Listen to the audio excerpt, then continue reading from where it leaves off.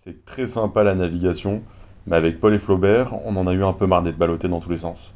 Alors retour sur le plancher des vaches, et on est parti sur un domaine qu'on connaît bien mieux, la randonnée. Et puisqu'on est en Corse, c'est l'occasion de se confronter à un sentier mythique de l'île, le GR20.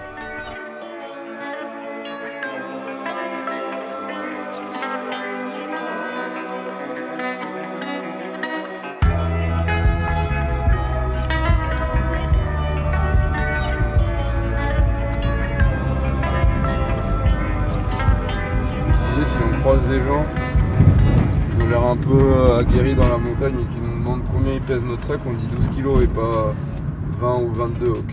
Qu'on passe pas pour des débutants qui se mettent en danger. Parce que là, ton sac, il fait combien? Une vingtaine de kilos à peu près, on va dire. Avec nos gros sacs, on passe pas vraiment inaperçu. La plupart des randonneurs sont 2 fois plus légers. Ah, ça montre bien qu'on ne sait pas vraiment dans quoi on se lance.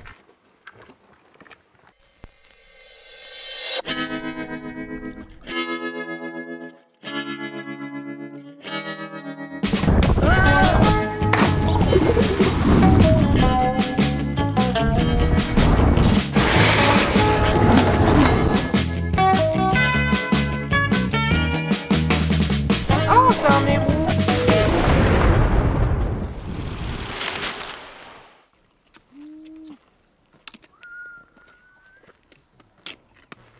C'est pas magnifique là.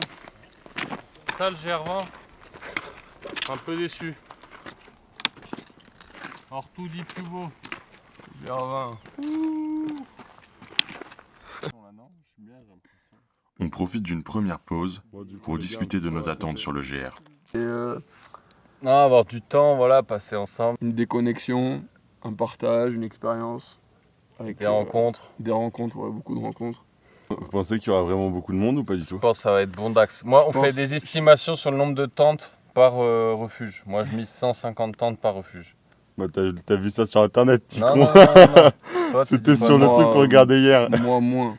Et toi, Martine? Non, moi, Ouais, entre 60. 150 et 200, je pense. 150 et 200. Oh. Comme d'habitude, Martine se mouille pas.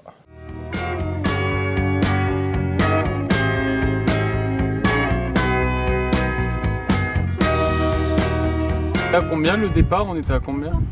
200 le départ? Oh, bah, c'est nul quand même. Ah ouais, bon.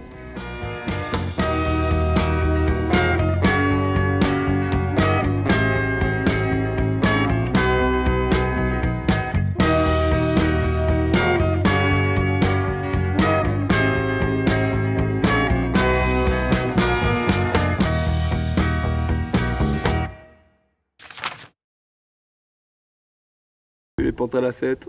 Donc, très très belle journée. On arrive, on va voir le gardien, un amour. Poser notre tente, donc un peu fatigué de la journée de marche. Donc on l'a posé au pire endroit possible. Donc faut savoir, avant de dormir, on a bougé 4 fois notre tente de place. Il faut savoir qu'il y a un peu 2 équipes. Voilà. Il y a un peu les deux, voilà, qui pas très intellectuels, quoi. Et il y a le mec qui lit, voilà, dès que tu as un peu de pause, tu lis, tu bouquines, quoi. Voilà. Et une partie importante, ça, c'est que Flaubert il a dû étendre tout son sac vu qu'il avait trempé. Ça, Ouais. c'est son côté intellectuel. C'est la plus petite nuit pour le refuge où on était depuis le début de la saison, donc depuis fin mai. Ça représente combien de personnes à peu près? Bah, apparemment 80. 85. Ouais. Aujourd'hui, magnifique, franchement, petit coup de cœur. Et là, dans 3 heures, on est au refuge. Pas forcément très vertigineux, mais un peu technique, tu dois mettre souvent les mains. Je pense qu'on est à la moitié de l'étape et j'espère qu'on n'a pas à descendre par là parce que sinon on est dans la merde. Donc.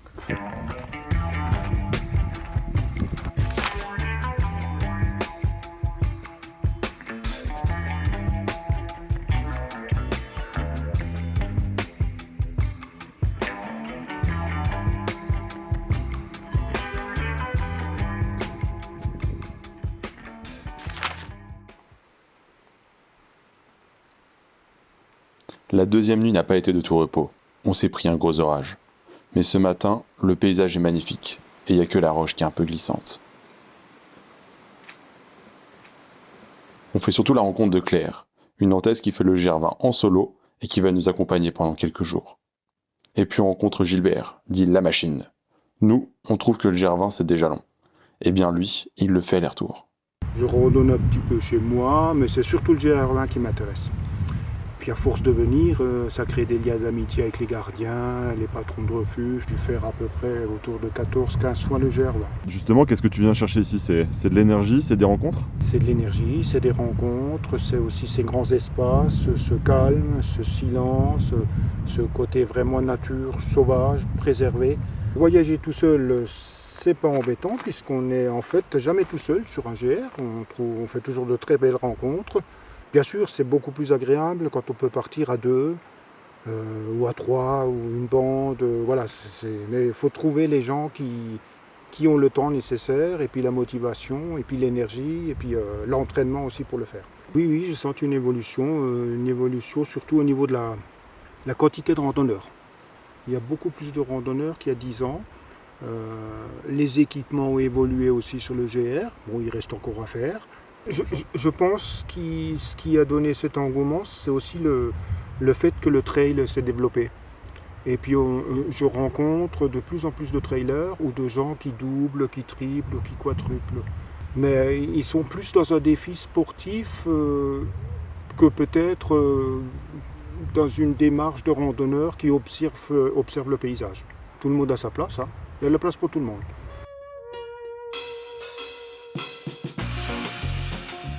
Le soir, on rejoint la station de ski d'Ascaux.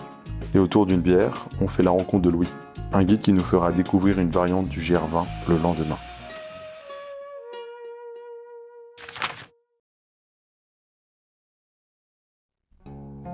Départ à l'aube.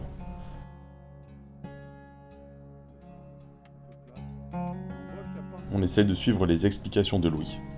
Il nous raconte l'histoire du GR20 jusqu'à un terrible accident en 2015. Depuis, une variante du GR évite le cirque de la solitude. Grâce à Louis, on comprend que le GR20 n'a pas un tracé fixe. Il évolue en fonction des directives politiques.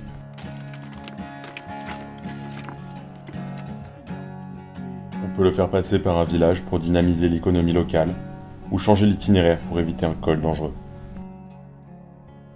On profite d'avoir un guide sous la main pour poser à Louis quelques questions. Passage aussi mythique que le cirque de la solitude, accompagné par toi, donc c'est jouable, mais ça demande quand même un peu d'entraînement.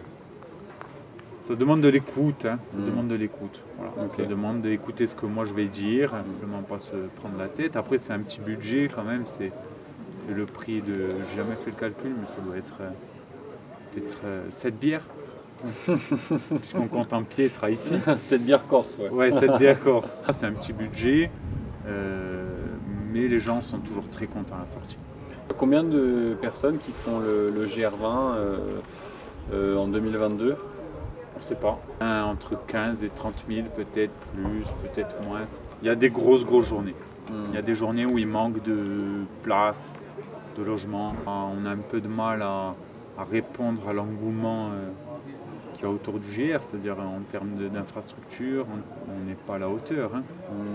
D'accord. On n'est pas à la hauteur, c'est un peu sur, allez, on va dire peut-être de l'hébergement, mais ça progresse beaucoup, de l'accueil,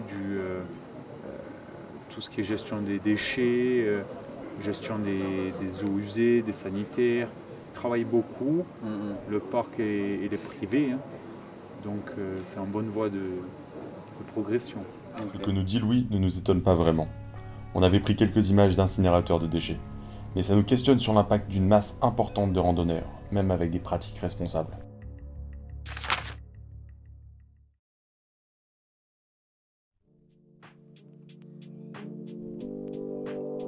Départ aux aurores.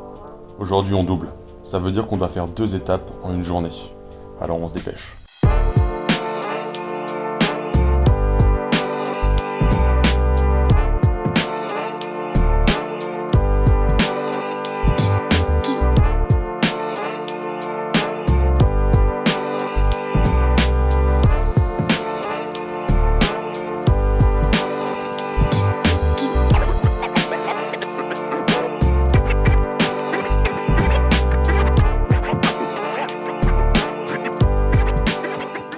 Claire n'est plus la seule à nous supporter depuis quelques jours.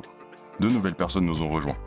Elodie, une bordelaise qui a toujours le smile, et Romain, un compositeur de musique avec qui on parle cinéma.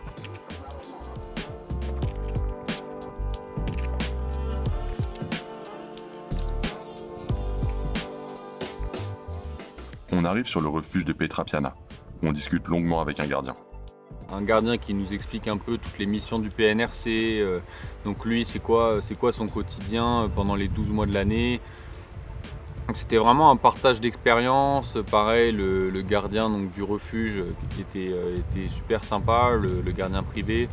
Enfin, c'était vraiment un moment où on a eu du temps pour parler à des gens, découvrir un métier aussi de gardien qui était plus difficile à comprendre les jours précédents. Alors nous en tant que bon amateur de montagne, avant de partir, on essaie de s'informer sur la météo, sachant qu'on avait déjà pris plusieurs orages sur nous lors de la randonnée. Donc le petit réflexe du matin ou du soir, c'est d'aller demander la météo au gardien du refuge. Et on a eu souvent la même réponse qui était bon, tu reviens à 18h. Donc ça c'était la première réponse. Ou la deuxième c'était tu regardes le ciel. Donc Tu te sens en sécurité, c'est donc sympa. nous vraiment quand on a regardé le ciel ça nous a porté plus que de défauts. On vous expliquera plus tard mais.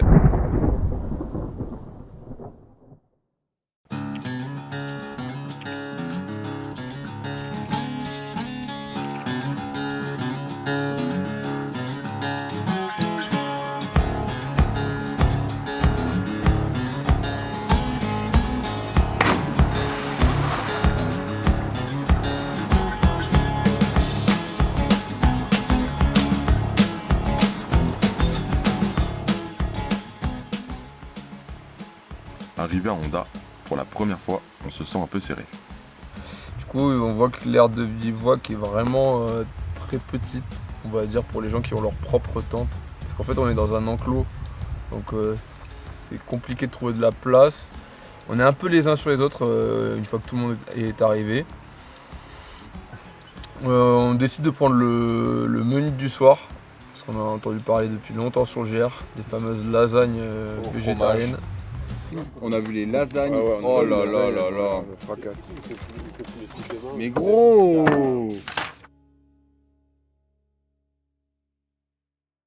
Réveil à Honda, il fait chaud. Premier réveil où on peut sortir sans la polaire et le bonnet, donc on est super content.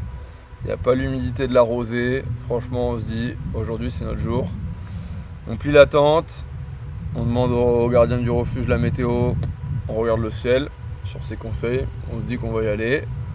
On part, au bout d'une heure et demie de marche, on voit l'orage arriver sur nous clairement, des éclairs, du vent. On était environ une quinzaine, sauf qu'on s'est quand même fait surprendre.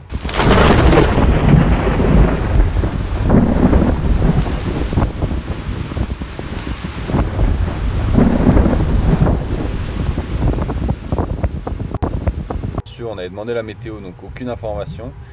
Et là, on voit des éclairs qui tombent pas du tout dans une vallée précise. C'est pas un orage qui se déplace, c'est vraiment un orage généralisé. Tu as des éclairs qui tombent partout.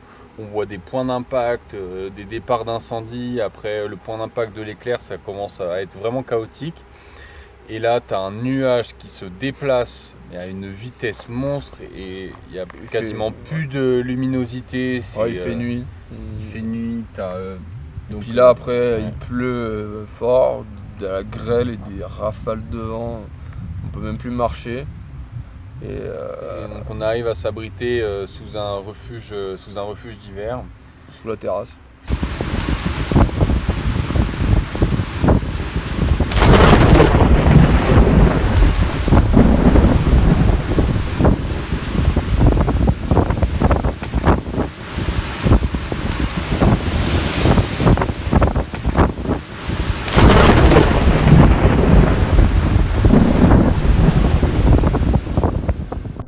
Et du coup on a dû faire demi-tour sur le tracé du GR et on est vraiment passé au même endroit que la veille, mais on a traversé la forêt, il y avait un nombre d'arbres couchés et des branches de partout, c'était assez chaotique comme paysage.